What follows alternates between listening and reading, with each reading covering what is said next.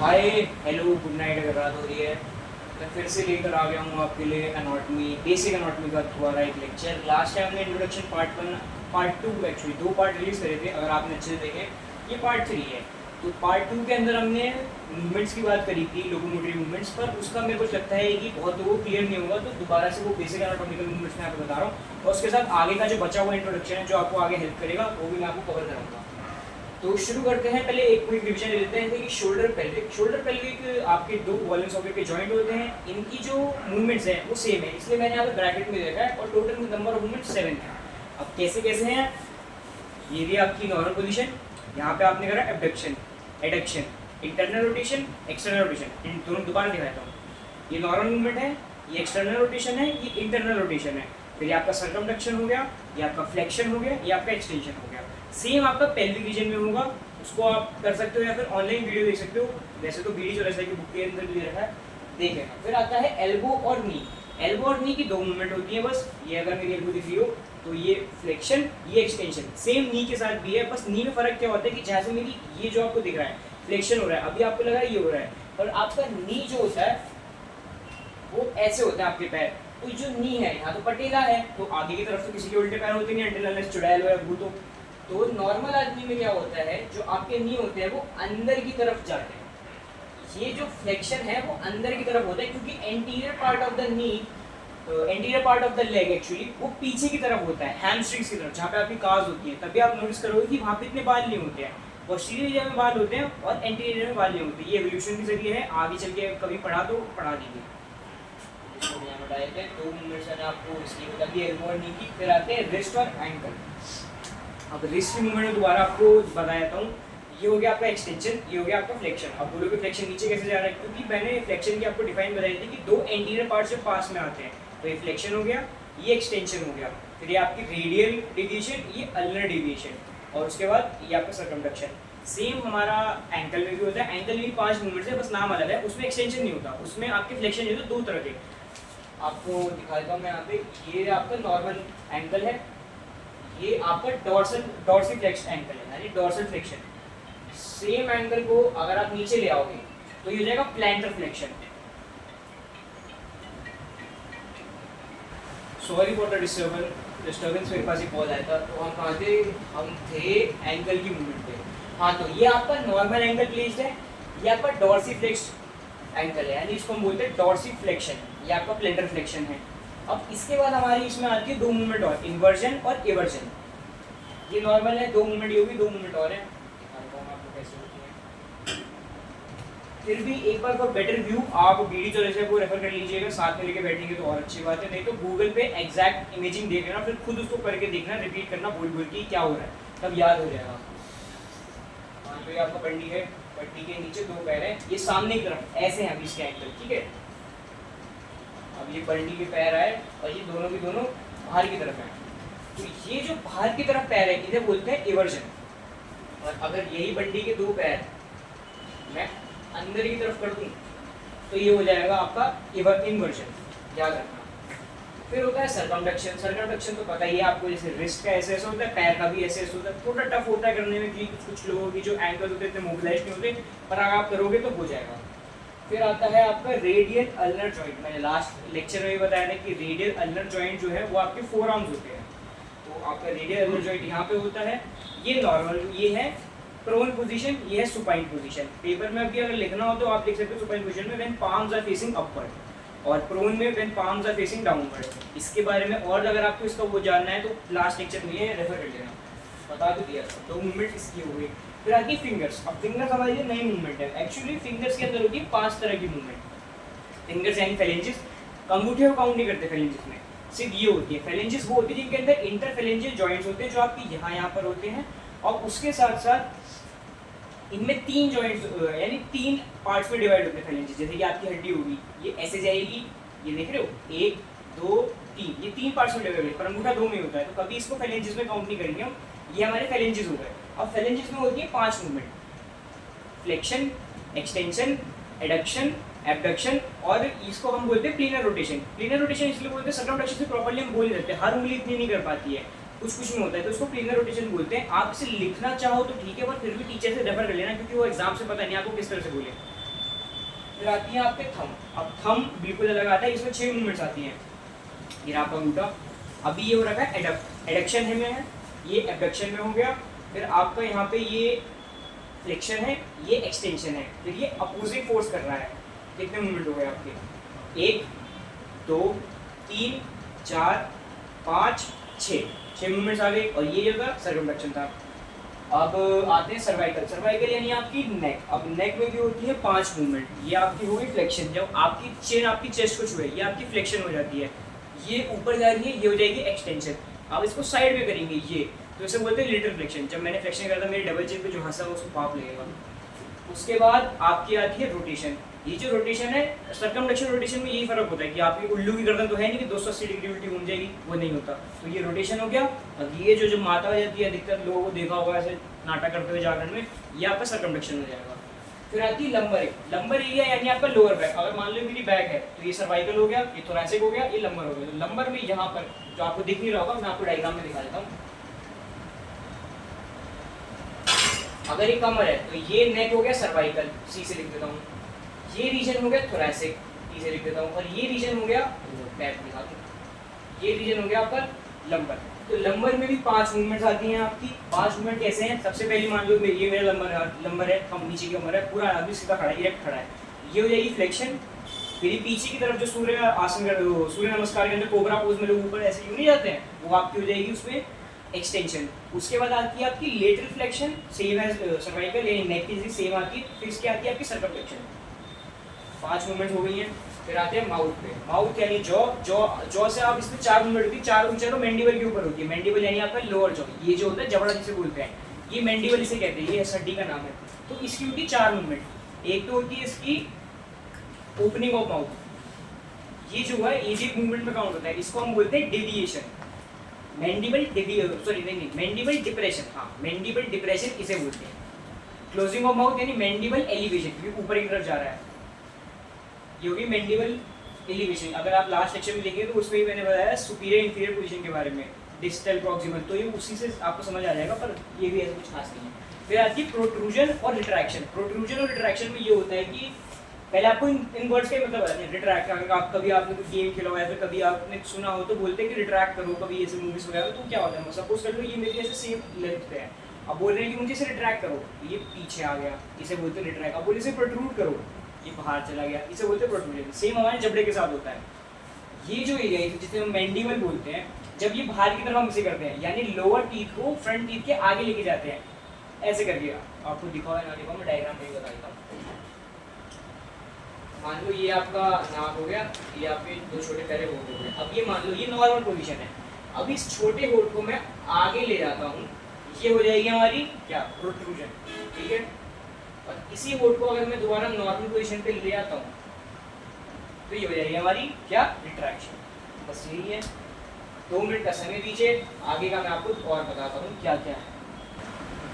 तो जैसे हमने बेसिक मूवमेंट्स हमारी कवर हो चुकी है, लगभग सारी हैं, उसके अंदर कोई एक आध नहीं, एक आध भी नहीं है, सारी कवर हो गई। बस आपको रिवाइज करनी है, और रिवाइज करने का सबसे अच्छा तरीका जो मेरे उसमें है कि आप खुद मूवमेंट्स करिए, उनका नाम लीजिए, दूसरों को पढ़ाइए, खुद पढ़िए, इससे आपको याद रहेंगे और बिल्कुल टिप्स को रहेंगी। कि कोई पूछेगा अरे वाई अल्लर रेडिएशन बताओ, यू कांट सी मी, वही वाला हाल है।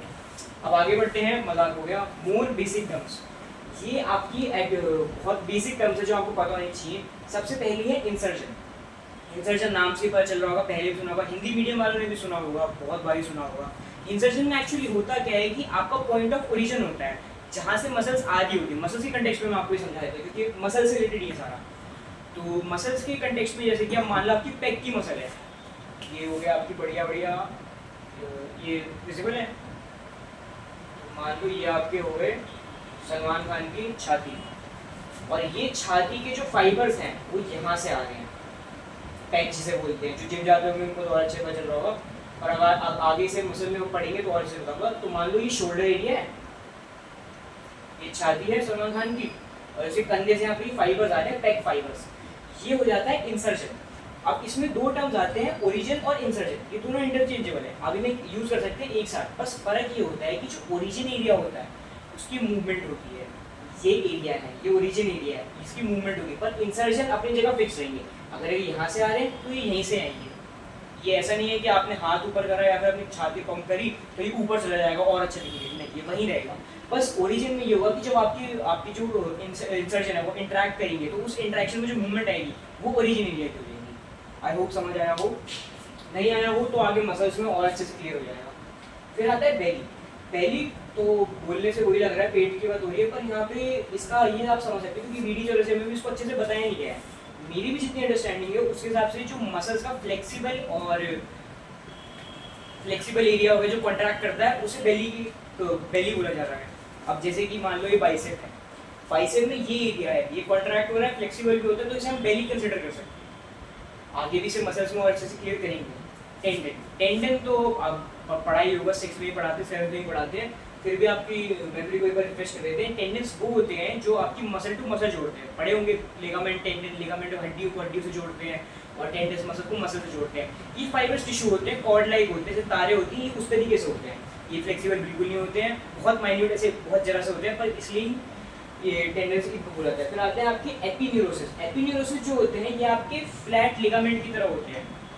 आपका ये हाथ है, यहाँ पे ये जो मेटाकार्पस वाला रीजन है यहाँ पे होते हैं एपिन्यूरोसिस, ये फ्लेक्सिबल होते हैं। सबसे बड़ी बात इनकी है क्योंकि टेंडेंस फ्लेक्सिबल नहीं होता पर एपिन्यूरोसिस फ्लेक्सिबल होता है। अब लिगामेंट भी से बोलना सही नहीं है, नहीं, हाँ नहीं ठीक है मैं सही था ये लिगामेंट ही है, लिगामेंट है आपके इस एरिया में होता है, फ्लैट होता है।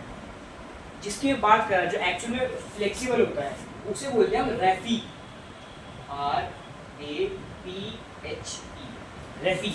इसको जब आप ऑनलाइन बोलेंगे तो वो रैप सुन लेता है, पर इसका बोलते हैं रेफी। जो रेफी होता है वो होता है आपका फ्लेक्सिबल, ना ही टेंडन की तरह होता है ना ही लिगामेंट की तरह होता है। मतलब इसका काम तो वही होता है पर ये फ्लेक्सिबल होता है। अभी फ्लेक्सिबल हो कैसे पाता है, तो कभी आपने ऐसे कपड़े की सिलाई को ढंग से देखा हो तो कैसे इंटर वूंड होते हैं एक दूसरे से, ऐसे जुड़े होते हैं इस तरीके से, वैसे ही रेफी बना होता है, इसलिए ये फ्लेक्सिबल होता है। ये बॉडी की तरह तरह रीजन से मिलता है, आपको आगे मसल्स में हम इसे अच्छे से पढ़ाएंगे। अब आ जाते हैं हम अपनी वेसल्स पे। ये मसल का तो पूरा हो गया, अब आते हैं वेसल्स में। तो वेसल्स होती क्या है, वेसल्स आपकी होती है सिलेंड्रिकल कॉइल्स जिनके अंदर से ब्लड पास होता है बॉडी के कंटेक्स्ट में। अब ये 3 तो सबने पढ़ी होंगी, 5वीं में ही बता दिया जाता है, आर्टरीज, वेन्स, कैपिलरीज पहले से पढ़ी हुई होंगी आपकी। ये फिर भी बता देता हूँ, 2 चीज़ें नहीं और आ जाएगी इसमें। आर्टरीज जो होती हैं ये आपका ऑक्सीजनेटेड ब्लड कैरी करती हैं। 2 इसके वो हैं आपके एक्सेप्शन, पर मैं आपको बता देता हूँ। अब आर्टरीज हैं, आर्टरीज होती हैं आपकी थिक, क्योंकि ब्लड जो होता है आपके हार्ट से बहुत हाई प्रेशर में पंप होता है, क्योंकि उसको वापस भी आना होता है, तो इसलिए आर्टरीज बताई जाती है। आर्टरीज होती हैं थिक। मैं आपको आर्टरीज पर आगे दिखाता हूँ, ग्राफ आइडिया मिल जाएगा आपको। मान लो ये आपकी कोई नॉर्मल वो है, खाली प्लास्टिक की बोतल है और ये आपकी आर्टरीज है, एकदम रीइंफोर्स्ड मोटा पीवीसी का पाइप है, हो रही है। बस ये फ्लेक्सिबल होता है, पीवीसी पाइप फ्लेक्सिबल होता है, तो इसमें जितनी जोर से ब्लड पंप करा जा सकता है वो करा जाता है कि पूरी बॉडी में ऊपर भी जाए और नीचे जाए और ऊपर भी आ जाए। ये आपकी हो गई। अब इसमें 2 एक्सेप्शन की बात करा था, बोलते आपके pulmonary arteries and umbilical artery. Pulmonary artery तो आपने सुना ही होगा, मैं फिर भी बताया था। पल्मोनरी आर्टरीज आपकी होती हैं लंग्स में, क्योंकि जब आपका डीऑक्सीजनेटेड ब्लड आता है वेन्स के जरिए ऊपर, अब उसको पंप करके पूरे के पूरे आपके जो क्या बोलते हैं लंग्स में फैलाना होता है। उसमें आपने पढ़ा होगा ब्रोंकियोल्स होते हैं, एल्वुलाई होता है, तो उसमें फैलाने के लिए इसको बहुत तेजी से पंप करा जाता है, जिसका यूज हो जाता है पल्मोनरी आर्टरी का। ठीक है, और आपकी जो होती है सेम ये डीऑक्सीजनेटेड ब्लड कैरी करती है। फिर जो मैंने आपको दूसरी बताई थी अम्बिलिकल आर्टरी, वो आपकी प्रेगनेंसी के दौरान पे जो महिला होती है उसके अंदर जो बच्चा होता है उसको भी तो चाहिए, फ्रेश ब्लड चाहिए, डीऑक्सीजनेटेड ब्लड वेस्ट निकालना है, तो उसके लिए होती है अम्बिलिकल आर्टरी। ठीक है, अब आगे बढ़ते हैं, वेन्स पे आते हैं। वेन्स इसका छोटा भाई है, कमज़ोर सा है, बस इसकी एक खूबी है। अब मान लो जैसे कि ये है, यही आपकी वेन्स हो, बहुत पतली होती है अंदर से, आर्टरी के कंपेरिजन में तो बहुत पतली होती है। और इसके अंदर ऐसी एक खूबी है, इसमें होते हैं वॉल्व्स। वॉल्व्स अब मैं कैसे कहना चाह रहा हूँ, ये होते हैं इसमें फ्लैप्स की तरह लगे होते हैं जो यूनिडायरेक्शनल फ्लो कंटिन्यू करने में लगते हैं, क्योंकि आर्टरीज तो नीचे भेजनी है, पंप करके आ रहा है उनके पास, तो पर वेन्स को तो ऊपर उठाना है ना, तो इसलिए इनमें वॉल्व्स हैं ताकि ब्लड उल्टा फ्लो ना कर जाए, इसलिए होती हैं। इसमें भी 2 एक्सेप्शन है। जनरली वेन्स जो होती हैं वो आपका डीऑक्सीजनेटेड ब्लड कैरी करती है जिसमें वेस्ट होता है, पर इसके 2 एक्सेप्शन होते हैं। एक होता है आपका पल्मोनरी वेन और दूसरा होता है अम्बिलिकल वेन। सेम है, नाम याद रखने में आसानी होगी। जो पल्मोनरी वेन होता है वो आपके लंग से हार्ट तक आता है। अब वहाँ पर आर्टरी का तो कोई यूज नहीं, क्योंकि लंग्स तो धड़कते हैं नहीं जोर जोर से कि भाई ऐसे तो होती नहीं है, तो उनमें क्या होता है आराम आराम से आता है। और इसमें इसलिए क्योंकि वेन्स का इसलिए यूज है वैस लगाने के, उल्टा फ्लो ना कर जाए, क्योंकि लंग्स तो कॉन्टिन्यूसली एक्सपैंड और कॉन्ट्रैक्ट कर रहे होते हैं ना स्लोली स्लोली, इसलिए। सेम विद अम्बिलिकल वेन, बच्चे को भी तो चाहिए फ्रेश ब्लड, ऑक्सीजनेटेड ब्लड, तो उसके लिए भी यही यूज होती है और सेम प्रिंसिपल पे काम करती है। अब दो चीज इनकी बड़ी वो है, जो आर्टरीज है आप याद रखिए कि मोटी मोटी है, और मोटा और क्या क्या होता है, पेड़ का तना, पेड़ के तने से क्या निकलती है, ब्रांचेस, तो इनकी जो वो निकलते हैं ब्रांचेस, जहाँ पे इनका ब्रांच बनता है, एक वो बनता है, जंक्शन बनता है, उसे हम बोलते हैं आर्टेरियोल्स।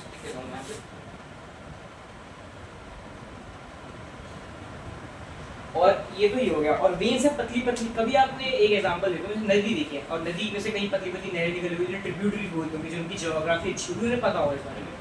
जिनको नहीं पता वो याद रखिए, ट्रिब्यूटरीज क्या होती है, पतली पतली नदी के डिविजन्स होते हैं, वैसे ही वेन्स के साथ होता है, वेन्स की पतली पतली ट्रिब्यूटरीज निकलती हैं जिन्हें हम बोलते हैं क्या बोलते हैं हम, वेन्यूल्स। ठीक है, और ये जो होते हैं ये निकलते हैं जंक्शन पे, और ये जंक्शन जुड़ता कहाँ पे, कैपिलरीज बनती है। कैपिलरीज जो होती है बहुत थिन माइक्रोस्कोपिक फाइबर वो होती है, ट्यूब्स होती है, जो जुड़ के सेल्स तक ट्रांसपोर्ट करती है, सेल से लेकर आती है, फिर इनसे और वो इधर उधर जाती है, वो ये होता है। तो एक तरह से मान लीजिए जैसे आपने कभी राजेश चौक जंक्शन देखा होगा, मेट्रो जंक्शन, उसी की समझ लिए, उधर पतले से पतले पतले रास्ते बने हुए हैं अलग अलग मेट्रो में जाने के लिए, वो आपकी कैपिलरीज होगी, और जहाँ से मेट्रो आ रही है मेजर मेजर पॉइंट से, वो आपके आर्टरीज और वेन्यूल्स होगी। फिर आते हम वीना कॉमिटेंट्स पे। वीना कॉमिटेंट्स एक्चुअली होते क्या हैं, नाम से पता चल रहा होगा, वीना वी यानी वेन्स की बात हो रही है, ये तीन आपके नए हैं, मैं आपको बता देता हूँ। तो वीना कॉमिटेंट्स में होता क्या है, आपकी ये जा रही है एक मेजर आर्टरी या फिर मीडियम आर्टरी, अच्छी खासी, उसकी भी आर्टरी छोटी बड़ी हर साइज में मिलती है, तो ये आपकी जा रही है मेजर आर्टरी, तो उसके बगल में से दो पतली पतली वेन जा रही होगी, जब आप आगे इसको पढ़ेंगे सर्कुलेटरी सिस्टम में अच्छे से पढ़ेंगे तो उसमें बताया जाएगा। तो जो पतली पतली तो वेन जा रही है, इन्हें बोलते हैं वीना कॉमिटेंट्स। अब इनका काम क्या है, इनका इतना क्रूशियल काम है कि बता ही सकते हैं, जैसे शक्तिमान का गंगाधर है, गंगाधर नहीं होगा तो क्या शक्तिमान की बात है, सेम यही है। ये क्या करते हैं, ये आपका करते हैं वीनस ड्रेनेज, ड्रेनेज से समझ रहे हो कि कूड़ा निकलने की बात हो रही है। और डीऑक्सीजनेटेड ब्लड में होता क्या है, एक्चुअली नाइट्रोजन वेस्ट होता है, नाइट्रोजन वेस्ट होता है, यूरिया होता है, वो यही की बात है, और डीऑक्सीजनेटेड ब्लड होता है, कार्बन डाइऑक्साइड की मात्रा उसमें ज़्यादा होती है, तो ये उसको कैरी करता है। अगर ये नहीं होंगे तो इसको इफेक्टिवली कैरी नहीं करा जा पाएगा, इफेक्टिवली ट्रांसपोर्ट नहीं करा जा पाएगा हार्ट पर। तो ये तो ये हो गए। फिर आपके आते हैं सिनुसॉइड। सिनुसॉइड जो होते हैं वो आपकी होती है इररेगुलर वेसल्स। इसमें क्या होता है, एपिथेलियम लाइनिंग के बारे में आपने सुना होगा, वो होते हैं ना कि जैसा हमें आपको बताना भूलिए कि आर्टरी की एपिथेलियम लाइनिंग बहुत थिक होती है, ये थिकनेस है, वेन्स कम होती है। सिनुसॉइड के अंदर क्या होती है, वो इररेगुलर होती है, ये जो होती है डायरेक्ट टिश्यू के कनेक्शन में आती है, क्योंकि ये डायरेक्ट टिश्यू के कनेक्शन में नहीं आती है, बड़ी होती है कंपैरेटिवली, और इसलिए इनकी कैपिलरीज की जरूरत पड़ती है। और जो सिनुसॉइड है, सिनुसॉइड है, ये आपकी होती है इररेगुलर। ये क्या काम करती है, ये पहले इनका काम से पहले ओरिजिन देख लेते हैं, ओरिजिन कह रहा हूँ, जहाँ जहाँ होती है, लिवर में होती हैं, स्प्लीन में होती हैं, स्प्लीन आपको पता होगा कि ग्रेवयार्ड ऑफ आरबीसीज अगर आपने पढ़ा होगा, और यहाँ पे वो भी बनते हैं आपके एंटीजन से बनते हैं बॉडी के से, तो ये स्प्लीन और लिवर में मिलती है आपको। और वहाँ पे इनका काम क्या है, ये वहाँ पे आपको ब्लड को डायरेक्टली इनका वो करती हैं, फिल्टर करती हैं, नरिशमेंट का काम करती हैं, और भी काम है आगे अच्छे जब सर्कुलेटरी सिस्टम होगा तब इसको और डीप में देखेंगे। फिर आती है आपकी एनास्टोमोसिस। एनास्टोमोसिस एक्चुअली वेन्स नहीं है, ये वेन्स में एक पैटर्न जो आता है, कभी आपने देखा होगा रेल की पटरी जा रही है, रेल की पटरी क्या होती है, एक दो जा रही होगी, अचानक से एक में मिल जाएंगी, ऐसे मान लो रेल जा रही है, एक यहाँ से आ रही है, एक यहाँ से आ रही है, और ये अचानक से यहाँ से खाली होगी, यहाँ से जुड़ के चलेगी इसके साथ। तो ये जो फिनोमेना है इसे बोलते हैं एनास्टोमोसिस। ये दो जो आपकी वेसल्स जुड़ जाती हैं उसे बोलते हैं एनास्टोमोसिस। बस आज के लिए इतना ही। अगले लेक्चर के लिए आपको मैं मोस्ट प्रोबेबली विकास से पढ़ाएंगे, और मैं आपके लिए अगला लेक्चर बोन्स का लिखूँ। धन्यवाद।